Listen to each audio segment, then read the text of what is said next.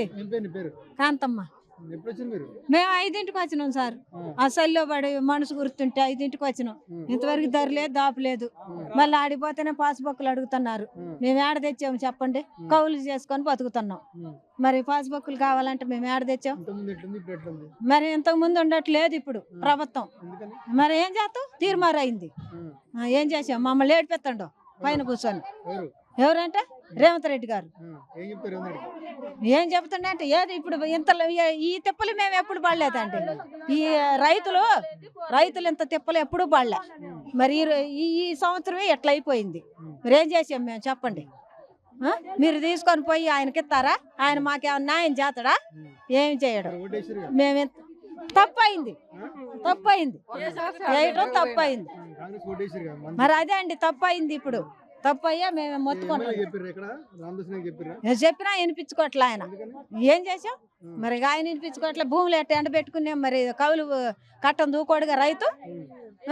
మళ్ళీ నీళ్ళు కొనుక్కోవాలా. మరి ఆ కవులు చేస్తాను. ఆ కవులు తీరట్లేదు. మరి మేమేం చేసాం చెప్పండిగా? చాలా ఇబ్బంది అండి. నిన్న వచ్చి ఊకినే పోయినాం. ఎర్రనెండలో ఆడ నిలబడి ఊకినే పోయినాం. మళ్ళీ ఇవాళ వచ్చి 5ంటికి వచ్చినాం. ఇంతవరకు ధరలేదు దాపలేదు. ఇంటికాడ పిల్లలు ఏంది ఏమో యాడనే వదిలిపెట్టి వచ్చినాం. ఇట్లా ఈగలేక రోజు వచ్చి ఎడలో నిలబడిపోయేది. పిల్లగాళ్ళు పడిపోతే అన్నం కూడా వండి పెట్టాది. అట్లా ఎందుకు ఇట్లా ముఖ్యమంత్రికి ఎరక మాకేమరక సార్? ఏం చెప్పారు రేవంత్ రెడ్డికి? ఏం చెప్పాను? వాడు కూర్చోగా కుప్ప మీద వాడు కూర్చో. మేము తిప్పలు ఓటు వేయాలని వేసినాం. గెలిపిస్తే సౌకర్యం చేస్తున్నాని. మరి ఆయన గెలిచినాక కుప్ప మీద కూర్చొని మాకేడ తెలిసింది?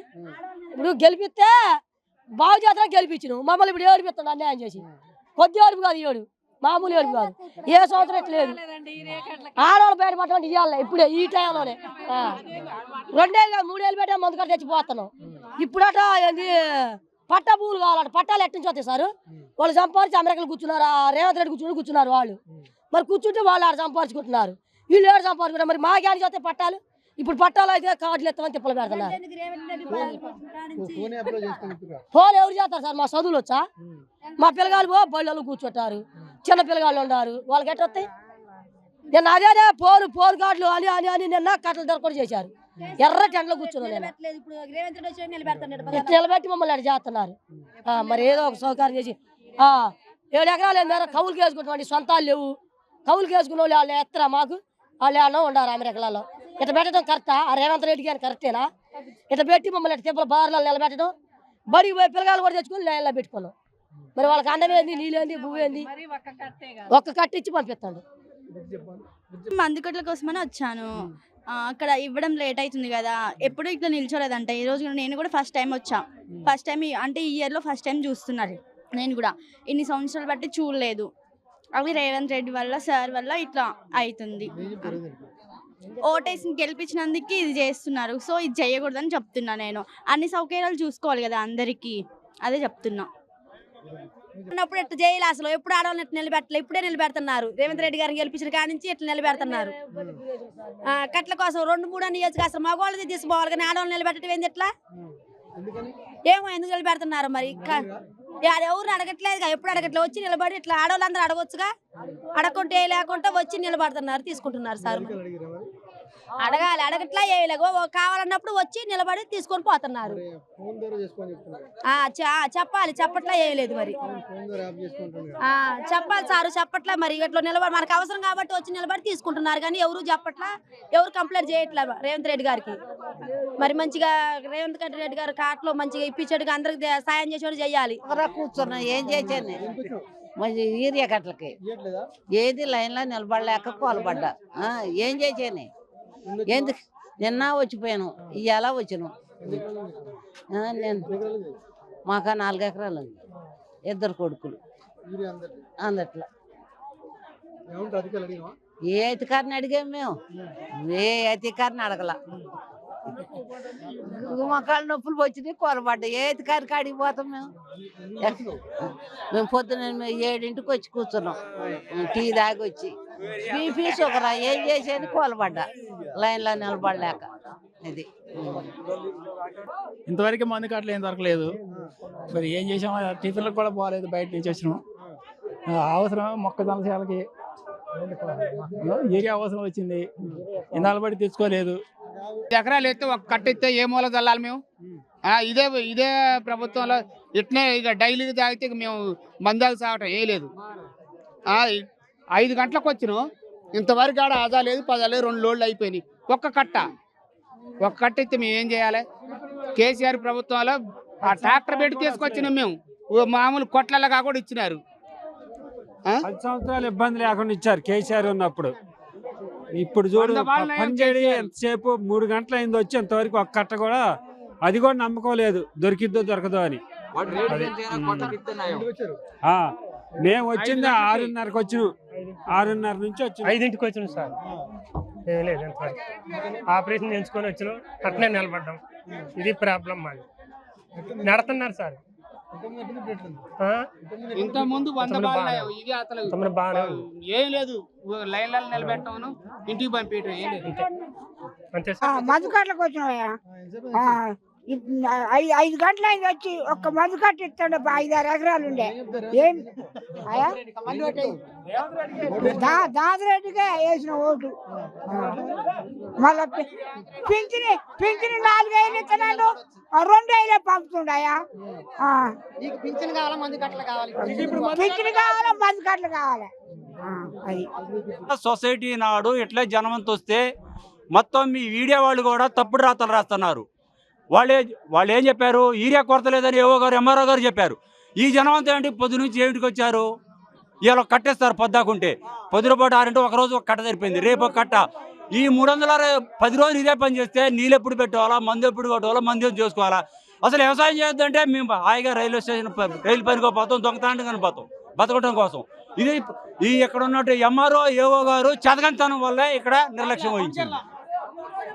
వీళ్ళు సక్రమైన పద్ధతిలో ఏరియా అవసరం ఉందని వీళ్ళు ఎందుకు పంపించట్లేదు? మరి వీళ్ళు పంపించట్లేదా? పంపిస్తే వీళ్ళు పంపించినా వాళ్ళు పైనుంచి ఇవ్వట్లేదా? రేవంత్ రెడ్డి గవర్నమెంట్ పంపించట్లేదా? ఇది కావాల్సింది. రోజు కట్ట మనుకట్లో 10 ఎకరాలు వేసినాడు, ఒక కట్ట ఇస్తాను పొద్దాక నిలబడి నిలువుగాళ్ళ మీద. వీడు ఎక్కడే సరిపోతుంది. ఇంక నీళ్ళు ఏం పెడతాడు, వ్యవసాయం ఏం చేస్తారు, ఎండే సరిపోతుంది, మాకు పొద్దు ఎండిపోతుంది. సిపిఐ పార్టీ కాంగ్రెస్ పార్టీ కలుపుకొని సకాలు చేస్తున్నారు. వీళ్ళు సిపిఐ కూడా ఏం అడగట్లేదు ఊరియా కొరత కోసం. ఈ కాంగ్రెస్ పార్టీ ఇట్లా ఇబ్బంది పెడుతుంది. మరి టీఆర్ఎస్ పార్టీ వాళ్ళు ఇదివరకు వాళ్ళే కొద్ది న్యాయం అనిపించింది. మేము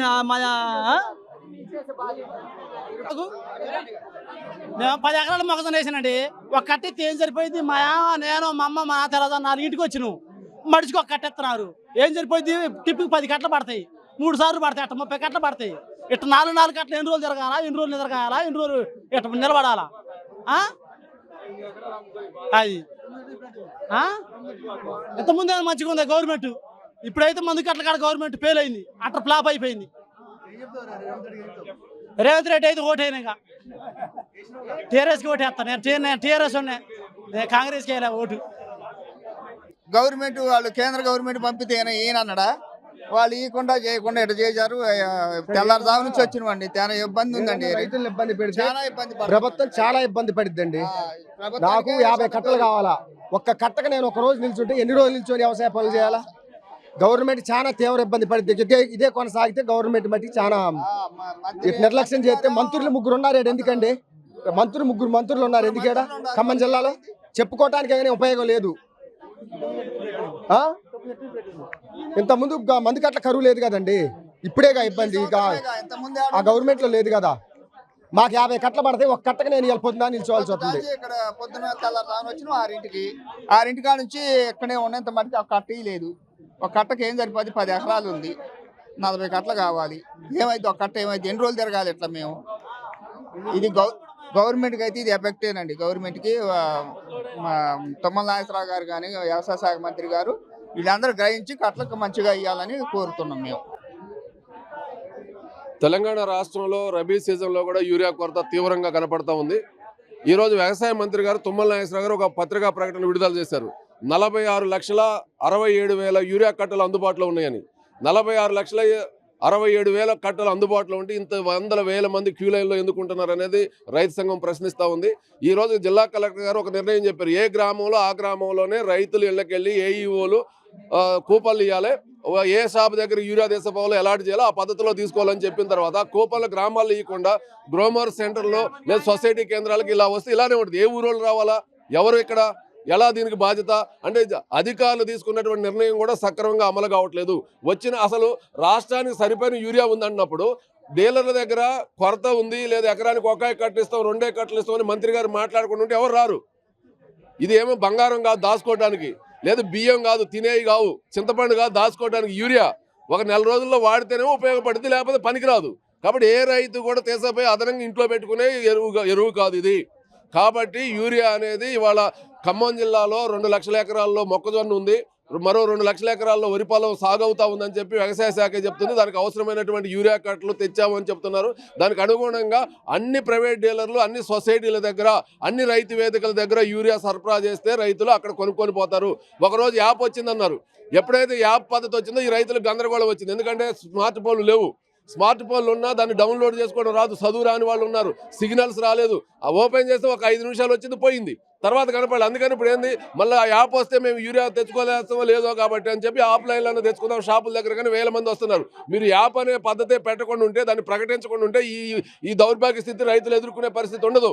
అందుకని ఇప్పటికైనా ప్రభుత్వం ఆలోచించి అన్ని ప్రైవేట్ డీలర్లు, అన్ని సొసైటీలు, రైతు వేదికల దగ్గర యూరియా నిల్వబెట్టి అక్కడ రైతులకు ఏ గ్రామానికి ఆ గ్రామానికి కూపన్లు ఇచ్చి విక్రయం చేయాలని చెప్పి మేము తెలంగాణ రైతు సంఘంగా డిమాండ్ చేస్తూ ఉన్నాం.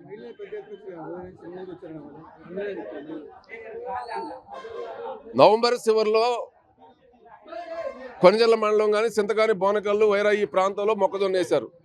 అంటే 40-50 రోజులు పంట అయింది. దానికి మొదటి విడతగా యూరియా అందించాలా. మరి యూరియా కావాలి కాబట్టి ఒక రైతుకి 3 ఎకరాలు ఉన్నా ఎకరం ఉంటే కట్టిస్తాం, 3 ఎకరాలు ఉంటే 2 కట్టలు ఇస్తాం, 5 ఎకరాలు ఉంటే 3 ఇస్తాం, మళ్ళీ తర్వాత ఇస్తాం అన్నారు. 10 ఎకరాలు ఒక రైతు కౌలుకి తీసుకొని పొలం వేసిండు.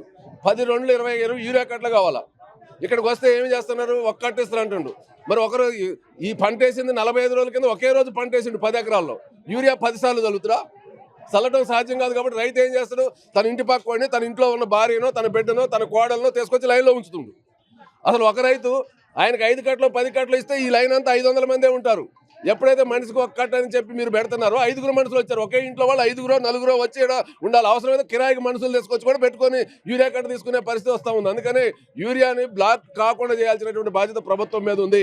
ప్రభుత్వం ఏం చెప్తుందంటే యూరియా వాడకం తగ్గియాలంటున్నారు. ఒకేసారి మీరు యూరియా వాడకం తగ్గిస్తామంటే ఎట్లా కుదిరిద్ది? అందుకని దానికి ఒక ప్రాసెస్ పద్ధతిలో చేయకుండా చేస్తున్నారు. కాబట్టి గత వానాకాలం సీజన్ నుంచి యూరియా అనేది గందరగోళానికి దారితీస్తుంది.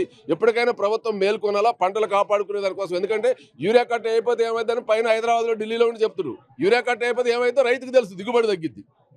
30 క్వింటాలు పండేది 20 క్వింటాలు పండి. మొన్న 20 క్వింటాలు కూడా పండలా వడ్లు. 40 బస్తాలు వడ్లు పండాల్సింది 25, 26 బస్తాలు అయినాయి. 16 బస్తాలు తగ్గిపోయినాయి. అంటే రైతుకి 16 రోజులు 32,000 రూపాయలు ఇవాళ లాసు. వరి పొలాలు ఏం మిగల, పత్తి సేలు ఏం మిగల, మొక్కజొన్న మిగిలిద్దామని చెప్పి ఆశపడి ఈ ఆదురత పడతా ఉన్నాడు.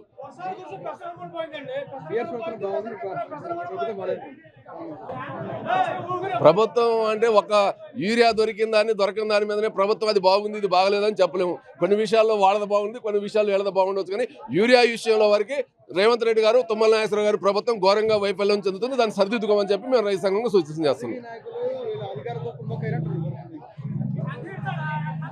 వాస్తవం ఏంటంటే కేంద్ర ప్రభుత్వం నుంచి సప్లై సరిగ్గా లేదు. దానివల్ల వస్తున్నటువంటి సమస్య, దానిలో నుంచే ఉన్నటువంటి దాన్ని అడ్జస్ట్ చేసే దానికోసం ఈ గందరగోళం ఏర్పడతాం.